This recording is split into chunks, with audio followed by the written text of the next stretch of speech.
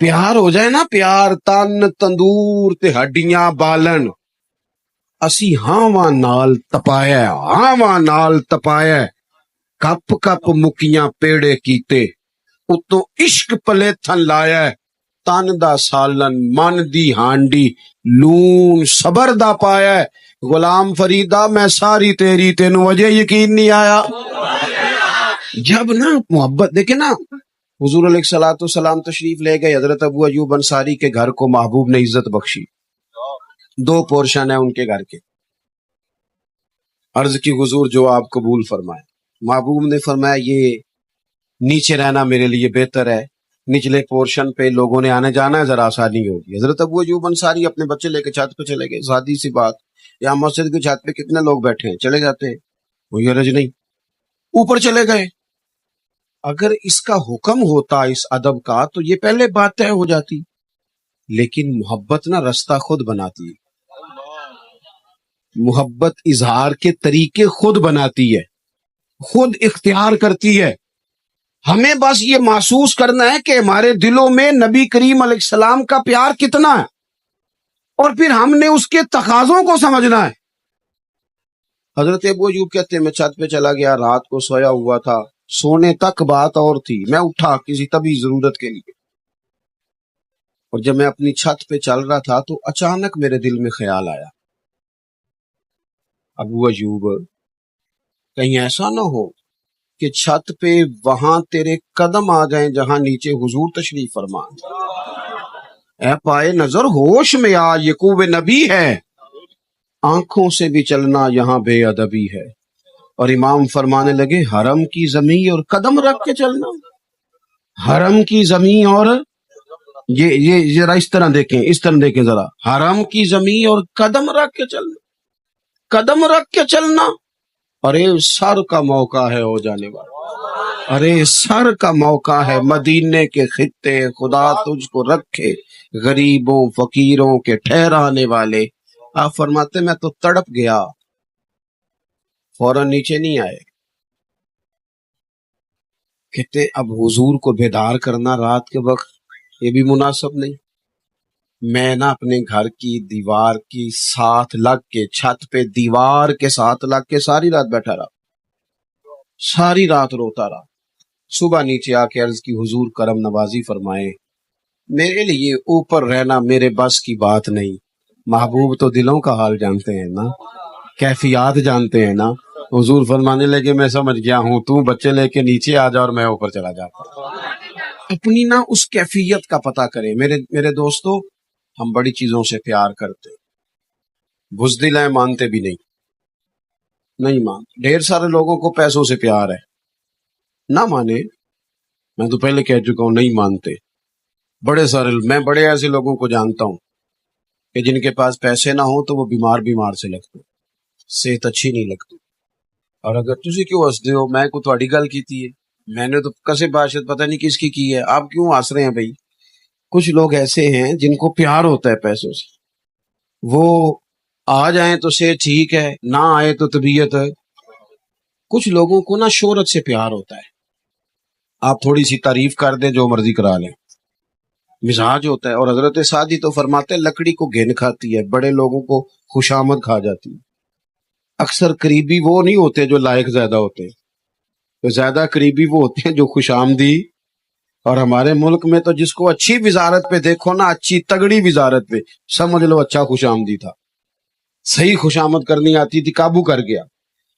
ہمیں پیار ہوتا ہے بڑی ساری چیزوں سے، ہمارا دل اس طرف مائل ہوتا ہے، بس نا ہمیں حکم دیا گیا ہے کہ ان ساری محبتوں کو پیچھے کر کے نا میرے محبوب سے محبت کرو۔ تم نبی کریم سے جب محبت کرو گے نا تو بڑی ساری چیز جان چھوٹ جائے گی۔ اعلیٰ حضرت کہتے ہیں اے عشق تیرے صدقے جلنے سے چھٹے سستے، جو آگ بجھا دے گی وہ آگ لگائی ہے، ساری آگ بجھ جائے گی۔ انسان کی نا توجہ ہو جاتی ہے، اس کا ذوق بن جاتا ہے، اس کی طبیعت لگ جاتی ہے، والہانہ پن حضور کے ساتھ، والہانہ پن۔ ایک تو یہ ہے کہ ہم محفل میں حضور کی نعت سنتے، محفل میں تقریر سنتے، ایک یہ ہو کہ گھر میں بھی کبھی کبھی بندہ نعت سنتا رو پڑے، اور رج کے روئے. چھوٹے چھوٹے بچے ماں سے پوچھیں اما جی ابا جی نو کی ہے, کیا ہو گیا ابا جی اتنا رو رہے ہیں؟ اما کے پتر آڈے والد دی بس دی گل نہیں, انہوں حضور دا مدینہ یاد آؤں. ہمارے بچے ہم سے سیکھیں, ان کا ذوق ہو, ان کا مزاج, یعنی میلاد شریف آئے نا, میلاد شریف تو جناب بندہ نا خود جائے, ذوق سے جا کے وہ جھنڈیاں لیتا پھرے, شوق سے وہ لائٹنگ تلاش کے لائے, ذوق سے شوق سے تلاش کر کے. یہ نہ ہو کہ میں آگ چھڑیا ہوتے 5,000 میں بھی دے چھڑیا, میرا بھی حصہ ملا دے, نہ اس طرح نہیں.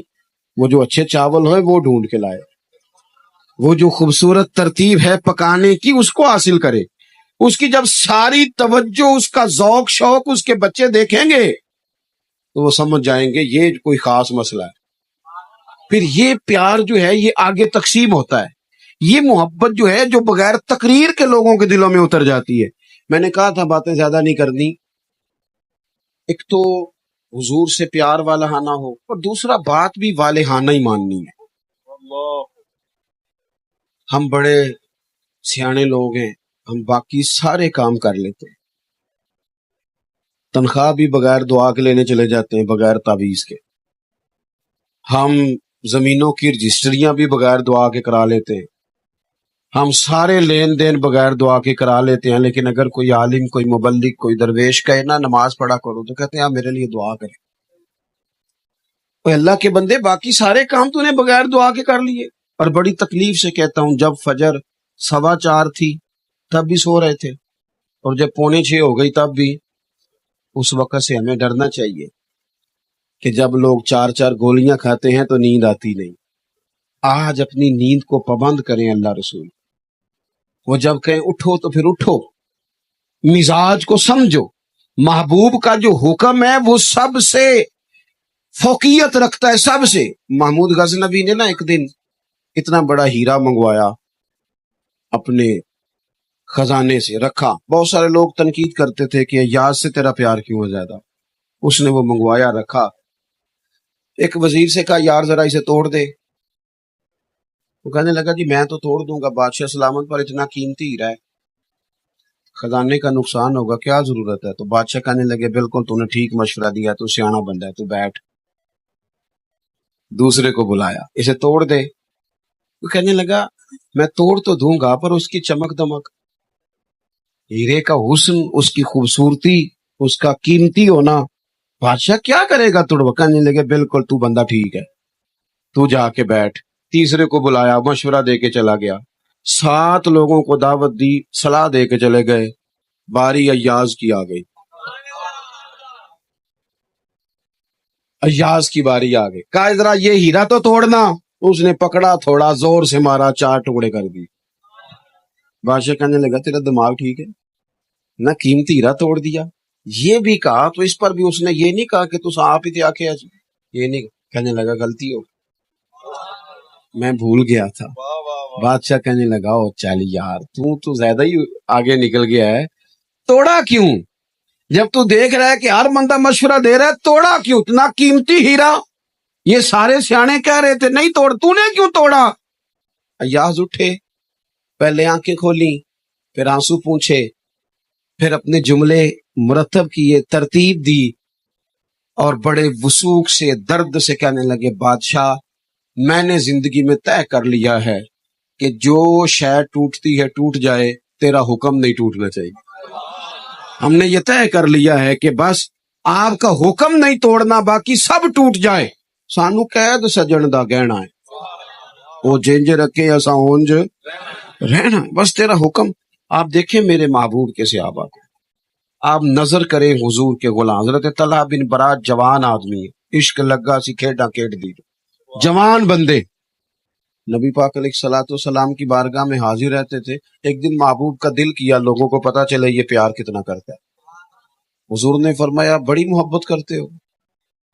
عرض کی حضور آپ کریم ہیں. پتہ ہے حضور نے کیا فرمایا؟ بہانے نہ کریں. ہر نعت خواں, ہر خطیب, ہر مبلغ, ہر وائز کہتا ہے نا سب سے خوبصورت چہرہ نبی پاک کا ہے, تو وہ تو داڑھی والا ہے, وہ تو داڑھی شریف والا ہے. جب اتنا سنتے ہو تو پھر سمجھتے کیوں نہیں؟ غور کرنے کا مقام ہے نا بھائی. سب سے سنا ہے نا کہ حضور نے فرمایا نماز میری آنکھوں کی ٹھنڈک ہے. کیوں نہیں غور کرتے ہم؟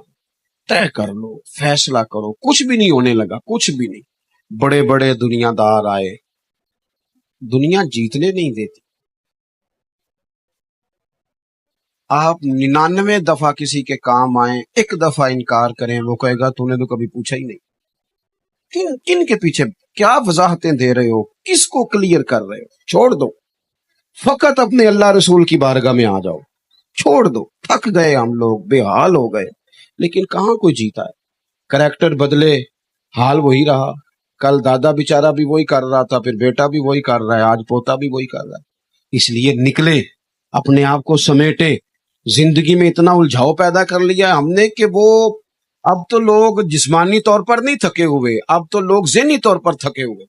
الجھی باتیں، الجھے خیالات. میرے اعلیٰ حضرت فرماتے ہیں ٹھوکریں کھاتے پھروگے ان کے در پہ آ پڑو. ٹھوکریں کھاتے پھروگے، ٹھوکریں کھاتے پھروگے ان کے در پہ آ پڑو. قافلہ تو اے رضا اول گیا آخر گیا، یہاں آ جاؤ. بس میری بات مکمل ہو گئی. نبی کریم علیہ السلام نے فرمایا طلحہ پیار کرتے ہو نا؟ حضور بڑا. اور میں جاؤ اپنے باپ کی گردن کاٹ کے لاؤ. انہوں نے نہیں آخیا حضور پھر میں جاؤں، میں پھر چلا جے. حضور پھر واقعہ ہی پھر میں گردن کاٹ کے لاؤ. 1 منٹ نہیں لگایا، دوڑ پڑے اور سر پٹ دوڑے. محبوب نے فرمایا جاؤ پکڑ کے لاؤ. انہیں پکڑ کے لایا گیا تو کریم فرمانے لگے بس یہ کچھ چیز ہی دکھانی تھی. فرمایا میں کوئی رشتے توڑنے نہیں آیا، میں تو رشتے جوڑنے کے لیے آیا ہوں. لیکن یہ ثابت کرنا تھا کہ کیفیات قلبی ہیں کیا. اپنے دل کی واردات پر توجہ کریں. تھوڑا سا نا ماحول، محفلوں میں بھی نعتیں ہونی چاہیے لیکن اکیلے بیٹھ کے بھی نعت پڑھیں. ہاں، رات کو نا کچھ حضور کا ذکر پاک ہو. صبح اٹھتے ہی نا 11 گھنٹے سے ہو کے بھی بندے تھکے ہی اٹھتے ہیں. میں دعوے سے کہتا ہوں صبح نہ نماز پڑھو اور ایک نعت حضور کی سنو. ایک نعت، جو چیزیں بندہ زیادہ سنتا ہے وہ گنگناتا بھی ہے. آپ سننا تو شروع کرو. مجھ سے ایک دوست نے پوچھا اس ربیع الاول میں محفل میلاد کی برکات کیا ہیں؟ میں نے کہا پڑھنا ذرا بلغ الاولاد. میں کیا ترجمہ سنا نہیں آؤں. میں کیا آؤندی تے آئی نا، نعت ہوندی ہے نا، مولا یا صلی وسلم. یہ جو تیری زبان پہ چڑھا دی ہے یہ محفل نعت کی تو برکت ہے. یہ میلاد کی تو اپنا ذوق بنائے، حضور سے دلچسپی. تبن ہم نا بڑا ذہن کو تھکاتے ہیں. وہ عارف رومی کہتے ہیں اللہ نے لوگوں کو عقل دی تھی استعمال کرنے کے لیے، اور لوگ ساری زندگی عقل کے ہاتھوں استعمال ہوتے رہے. اب تھوڑا سا نا مزاج. اقبال جیسے لوگ تھک کے کہنے لگے خیرت کی گتھیاں سلجھا چکا ہوں، یا رب مجھے صاحب جنوں کر دے. تھوڑا سا نا مزاج درویشی والا بھی، ذوق والا بھی، درد والا بھی، پیار والا بھی. اللہ کریم مجھے، آپ کو، ساری امت کو دروازہ رسول کی گدائی عطا فرمائے. آخر دعوانا الحمدللہ. اللہم صلی علی سیدنا و مولانا محمد معدن الجود والکرم وآلہ وصحبہ وبارک وسلم. اللہ ہماری حاضری قبول فرما، ہمارے گناہ معاف فرما، ہمارے حال پہ رحمت فرما، عالم اسلام پر کرم فرما، پاکستان کے حق میں فضل والے فیصلے فرما، اندرونی بیرونی سازشوں